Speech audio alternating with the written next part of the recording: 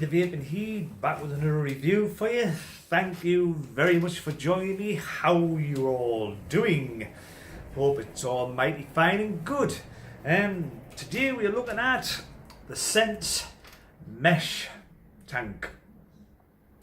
It's another sub-ohm tank, but the coils on this are a little bit different. So without further ado, roll the B-roll.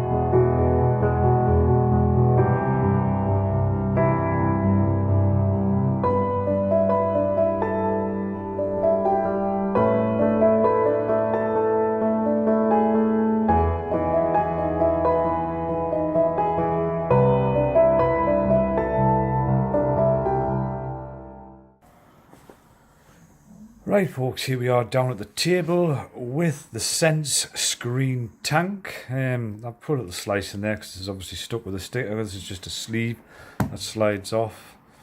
You get your usual warnings and stuff on the back.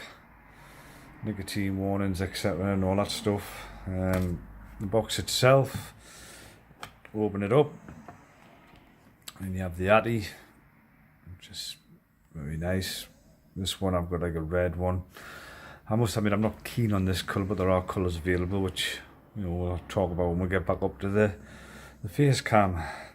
Inside, I like this warning. I don't know how good this will zoom in, but we'll have a quick look. There you go. Never use a short or flat 510 connection on any hybrid or hybrid style device. That's an awesome one. That I'm all for safety, so definitely like that. I'll come back out. Also inside, I'll have to come back in again by the looks of it. There you go. You get Scents tend to put their instructions and specifications inside the packaging, and I do like seeing this. The specifications, it tells you here it's an 810 resin drip tip, has a sliding top fill system, 7mm juice capacity. That is with the bubble tank. I think it's 4mm with the straight to air glass in. Adjustable bottom airflow. Material is resin and stainless steel, so it's made of resin and stainless. The height, not including the pin, but including the drip tip, is 51.2mm. It's a 25mm base, and these are just basically filling instructions here, as you can see. So basically in the box you get your S3 coil. I'll probably do a little bit of a close-up on this because I've got the S2 coil in the tank at the moment, which I've been using, so it is used, so I do apologise for that, but you've got to use them to test them. But here you have, this is your normal glass, which I think is a 4mm capacity. You get the 510 adapter, same matching type of silicone pattern on it. You also get your usual bag of O-rings as well, like a lot of them tend to put in these days. So moving all that aside, this guy here is the star of the show. Very, very simple. As if I can just zoom in a bit more for you again. There you go. Very, very simple, run of the mill, bog standard sub-ohm tank with a mesh coil. This tip I feel is more, it has a more proprietary type drip tip because of the O-rings on the drip tip, which you see here, and there isn't an O-ring inside the Atty. So if you've got 810s with rubbers on, O-rings on, they'll fit, but if they haven't got any rubbers on, they will not fit. So there you have it with that. It has a top fill system. Just find this arrow here, you just push it over, and there's your juice filling port. If you look down this hole here, you can see there's like another hole. This is like for like ventilation, like when you're filling with juice up and you get an airlock or something, or it clogs up over the hole. This is like a breather for the air to escape while you're filling it up, which is quite neat, I think. Like I say, put that back. On the bottom you have your airflow control ring. There are 1, 2, 3 holes, so this can be quite an airy tank if you like that kind of thing.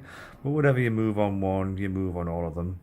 On the bottom, it's just your sense screen tank writing, copper 510 pin. Like any other tank, so simple to open. Just unscrew the base. Comes out like so. So like I say, them coil, believe it or not, that coil, right, is 2 weeks old and it's still gunning. I mean, still pretty white. It's still going. But then again, you've got the top bit. If you want to change your glass, you just twist it off. It all just pushes onto a rubber ring. I like to use the bubble glass purely for capacity. That's your bubble glass. Your coil, again, like any other sub-ohm tank, you just unscrew it. There's your base, it just screws in. This is the S2 coil, although it is used a bit dirty. But again, you have your screen. This S2 coil comes in at 0.23 ohms, and it is rated at 60 to 135 watts, and it is best at 80 to 110. I've been running this at about 100 watts and it has been sublime, absolutely blind. I don't really push them to their max because I don't think you get as much out of them. I think you tend to like burn them out a bit quicker. And again, reversal, putting it back together is reversal of taking apart. You nip it up. But just while I'm here, while I've got a nice clean coil, I'll just show you, if I can, the mesh in here. Don't know if I can get a good zoom in on here, but we'll have a look. Let's have a gun at it. I don't know if you can see that there. Can you see that mesh, how fine it is? Yeah, bugger. It's literally like a screen. And apparently these have been the first people to actually get mesh coils so fine without the ohms going all over, because common fault with making mesh is that the ohms are very difficult, the resistance is very difficult to achieve on them. You see how it is, like a little square mesh, like a grill, like the American doors you see in the movies. It's not like the diagonal and the crisscross what you get in any other one, you know what I mean? So yeah, that's looking, oh, there we go. That is fine mesh. Really fine mesh. This is the S3 coil. It is rated at 0.34 ohms, 60 to 150 watts. Obviously there'll be an extra coil in there. Best at 80 to 120 watts. I did use another one of these as well. Unfortunately, like I say, I haven't got a spare S2. Again, 100 watts on this, and it was absolutely spot on. So, like I said, I'll pull this camera back out if you bear with us. What we'll do now, we'll just get this filled up with juice. Not take long because it's pretty much saturated anyway, so I'm going to use the same juice in it.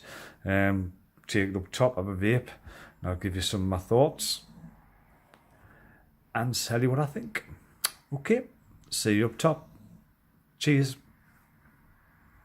Right folks, here we are back up top with the Sense mesh tank. Currently I've got it sitting at 100 watts.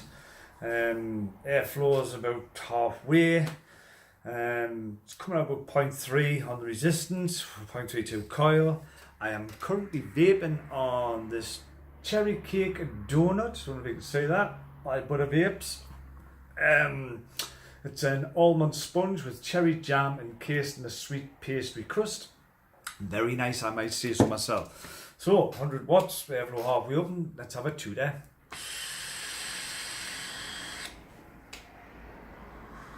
Right.